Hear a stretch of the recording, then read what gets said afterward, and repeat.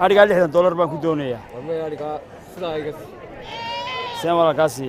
Saylada xoolaha ee magaalada Burco ayaa maalmihii ugu dambeeyay la circiirisay dhaqdhaqaaqa iibka ganacsiga xoolaha nool oo waqtigan oo kale loo dhoofiyo muusinka xajka xoolahaasi ayaana ka kala yimaada dhammaan dhulka Soomaalidu degto oo ay ugu badan tahay geyiga Somaliland iyo hawdka Itoobiya qiimaha iyo tirada xoolaha lagu kala iibsanayo ayaa kordhay waxaana markaad Saylada Burco booqato aad arkaysaa xoolo tiro badan oo halkaasi lagu kala iibsanayo qaar kamida dadka Saylada Burco u soo iibgeeyay xoolaha nool ayaa Bulsho TV uga waramay dhaqdhaqaaqa ganacsi ee Saylada xoolaha magaalada Burco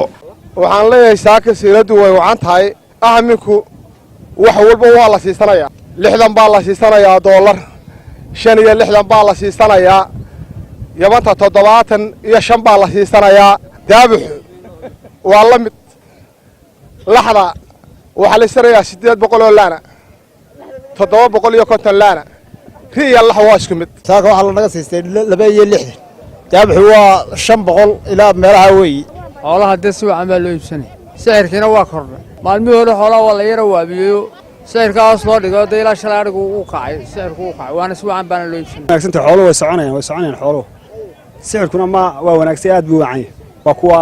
sixradana waa la iibsanaya A iyo B baa la iibsanaya taa 12 ilaa 15 inta u dhaxaysa ayaa maanta halkan ka guuraya sidaan shiishka ku helno maalinba maalinta ka sii dambaysa marka maanta laga ambal qaado wixii ka sii dambeeya